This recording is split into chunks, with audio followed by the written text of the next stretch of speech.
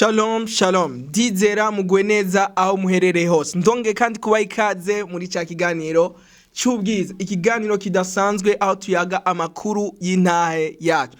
Mu kiganiro cuno munsi dufise intahe idasanzwe, intahe yacu tuza kuyaga ko idasanzwe. Ndongera kandi abaha ikaze kandi nizera neza ko ibidasanzwe biza gukoreka nkuko twama twabiyaze. Yesu yavuze ngo muzomenya ukuri nako kubaho kwidegembya. Iyo tumenya ukuri turaronka ukwidegembya kuko ijambo ry'Imana n'amakuru yacu, n'amakuru atwereke, n'amakuru y'intahe yacu vy'ukuri, ni intahe yacu. Rero iyo turiko turumviriza ijambo ry'Imana twizera neza ko ibidasanzwe biza gukoreka mu buzima bwacu, na cyane ko ubuzima bwacu butegerezwa kuva kwindi ntambwe buja kwindi. Imbere yuko dutangura ikiganiro cacu nkuko twama twabigize, reka kandi dushimira Imana yaturinze, dushimira Imana ibitangaza irushizaho gukora, twongera kandi twishimira nibidasanzwe igira ikore muri uno mwanya tugira tumarane muri kino kiganiro. Mwami Yesu turagushimiye ubuntu bwawe, turagushimiye neza n'imbabazi zawe, turagushimiye ko wamubana natwe, turagushimiye ko utwitayeho, uturinda kandi utuzigama, kuba turiyo n'ubuntu budasanzwe watugiriye, kandi turagushimiye no ko wemeye ko tuza muri kino kiganiro kugira ngo dushobore kuyaga amakuru y'intahe yacu. Turagushimiye mwami ko ibidasanzwe bizagukoreka, turagushimiye ko tuza kumenya ukuri biciye muri kino kiganiro, kandi turagushimiye ko ukuri tuza kumenya biza gutuma ubuzima bwacu buba mu mwidegemvyo udasanzwe. Ni mw'izina rya Yesu Kristo tubisenze twizera, amen. Ndonge kandi kubaha ikaze muri kino kiganiro nkuko nabibabwiye, ni ikiganiro bita intahe yacu. Kino kiganiro rikaba ari rya mbere ukiravye, ni ikiganiro twama turaba kuri Facebook ndetse no kuri YouTube na TikTok. Ushobora guhitamwo hamwe ukurikirana, ni kuri IMMORTEL GSJ, Immortel par la grâce et le sang de Jésus, hama ibintu bikagenda neza. Rero mu kiganiro cuno munsi turaza kuyaga ni intahe dufise, intahe ivuga ko turi umunyu w'isi kandi turi umuco w'isi. So mu kiganiro cuno munsi turaza kwifashisha umurongo, ni ijambo Yesu yavuze mu gitabo ca Matayo, mu butumwa bwiza uko bwanditswe na Matayo igice ca 5 ku murongo wa 14, aho havuga ngo Yesu avuga ngo muri umuco w'isi igisagara cubatswe kwitaba ku mpinga y'umusozi ntigishobora guhishwa. Yesu ashimwe. Turi gisagara cyubatse ku mpinga y'umusozi, turi umuco w'isi, turi umunyu. Victoria's team nibo baririmbye bavuga ngo muri Kristo turi runganwe rushasha, ngo turi umuco, turi umunyu, ngo twahamagariwe muri runo runganwe, twahamagara muri runo runganwe kugira ngo tube umuco, tube umunyu w'ino si. Yesu ashimwe. Rero ikintu cya mbere twotangura kumenya, nta kuntu na kumwe umuntu ashobora kugendera mu mwijima mu gihe umuco uhari. Umuntu agendera mu mwijima mu gihe umuco udahari. Umwijima bisigura ni absence ya lumière, ni absence y'umuco. Iyo umuco ushitse, umwijima aho uri hose ntibarinda kukomunika ngo umuco burya waje. Oya, iyo umuco ushitse umwijima urahunga.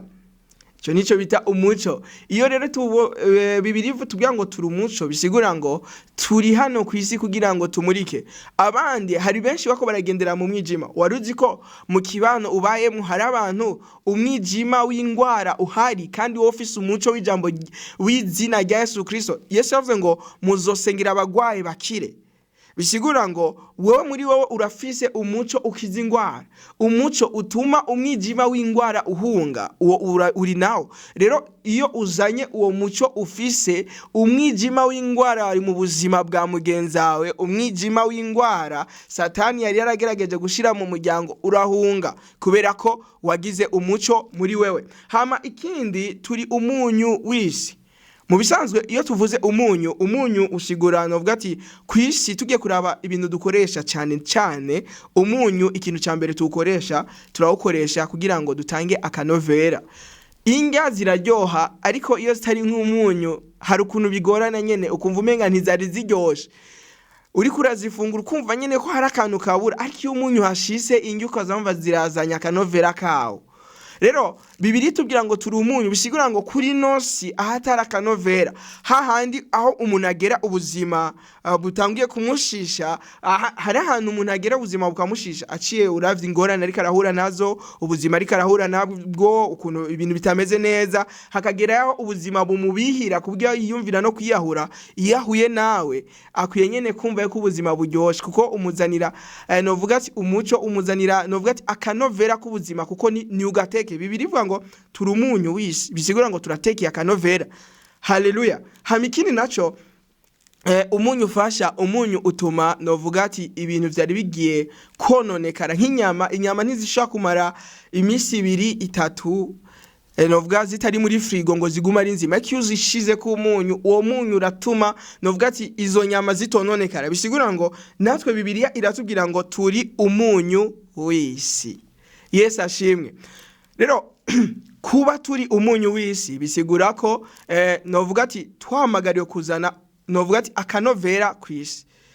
Rero kuba turi abana b'Imana, turi umuco, nitwe novuga ati umuco ni utuma, niwe utanga image y'ukuntu ibintu biza kuba bisa. Uno munsi urashobora kuraba ikintu ukavuga ati iki kintu kiratukura, burya ico kintu gitukura hamwe two kirabira mu mwijima turashobora kwemeza neza ko cirabura.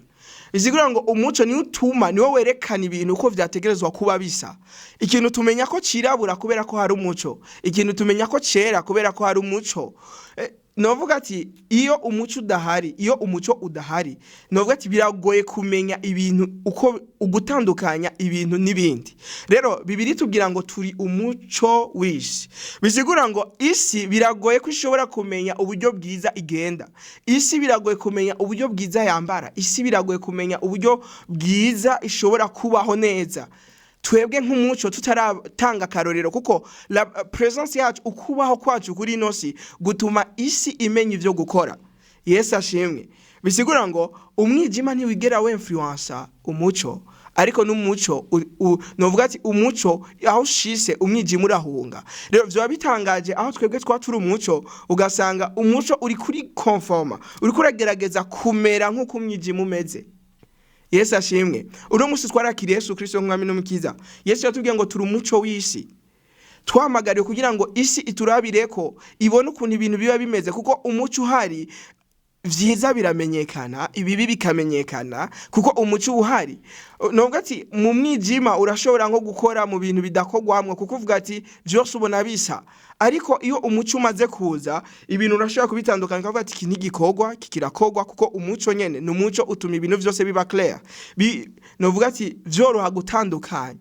Yesu ashimwe. Reka duhereze kuri no murongo uri mu Baroma igice c'12 ku murongo wa kabiri, avuga ngo ntimukishushanye n'ivy'iki gihe, yamara muhinduke gose, mugize imitima mishasha, kugira ngo mumenye neza ivy'Imana igomba, nivyo bishimwa bitunganye gose.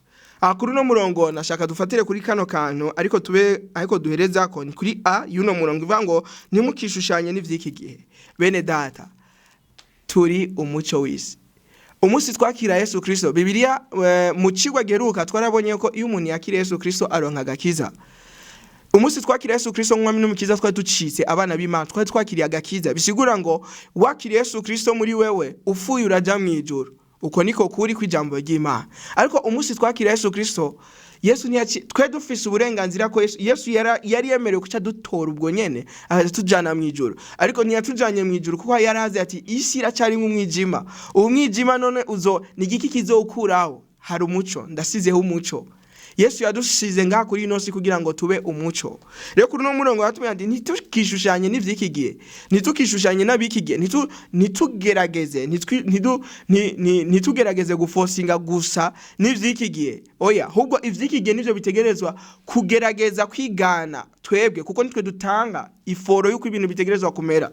Abantu barakeneye kumenya uburyo bwiza bwo kwambara, abantu barakeneye kumenya uburyo bwiza bwo kuvuga, abantu barakeneye kumenya uburyo bwiza bwo kugenda. None bazobibona guhehe? Bazobibona muri twebwe. Iyo uriko novuga ati ubuzima bwawe, iyo umuntu aburavye vy'ukuri buramuzanira kanovera mu buzima. iyo umuntu ariko araraba uburyo uvuga biramuzanira akanovera mu buzima, ibi yagugirana n'abagenzi bawe. Hari ikintu kintangaza na cyane cyane abana b'Imana iyo bakoranye, abana b'Imana bashaka gukorana ugasanga baramaza amasaha 2 bariko barayaga umupira, ugasanga baramaza amasaha 2 bariko barayaga umuntu kanaka, ariko wageze kuyaga Kristo ugasanga kibaye ingorane. Kaba iyo utangiye kuyaga Kristo ukazama ngo reka ntituri mu rushengero, ngo nturashika mu ijoro, ariko Bibiliya ivuga ngo duhishanijwe hamwe na Kristo ahantu mu ijoro.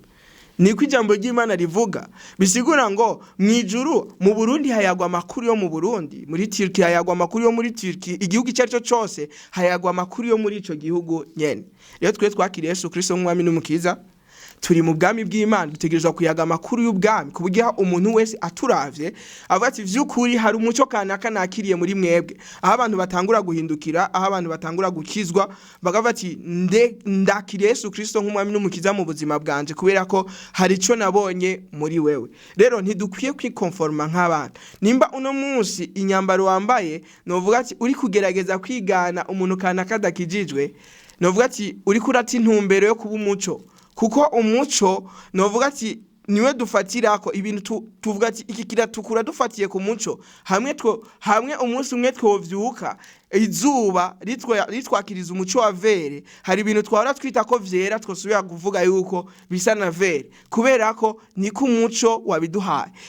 Igicapo umuco uri kuratanga nico ibindi bintu byose bigenderako. Rero nk'abana b'Imana reka duhaguruke tugaragaze ico turi Imana yatugize, nitukishushanye n'ivyiki gihe ko dushushanywe na Kristo, duse nawe, nitwasa nawe vy'ukuri novuga ati tuzotera, novuga ati tuzoba bo kwifuzwa. Abafarisayo baramugwanya Yesu mugabo baragerana bakavuga ati ubu bwenge bw'umuntu ntituziyo abukura, baragerageza kumugwanya mugabo bari bazi neza ko nubwo bimeze gutyo, nubwo bahakana bari bazi ati vy'ukuri. Uno munsi rero na mu kibano bashaka kuba bariko baraguha bahakana icuri, ariko bandanye ugaragaza ico nyene Imana yakugize, urumuco kandi kuba urumuco nyene ni wagaragaza kuba umuco, bazo uwo muco nyene urushiriza kugaragaza, ejo bizodadanuka babone uwo muco wawe utangure kwaka, kuko akabuji naho ko bari gatoyi katsinzu yose kandi yose ikabona. Rero nawe nubwo buri umwe mu muryango, umuco uri muri wewe, kuko mpemu yera wahawe ni mpemu yera hatagabanijwe, urashobora kwatsa umuryango wose, urashobora kwatsa igihugu cyose.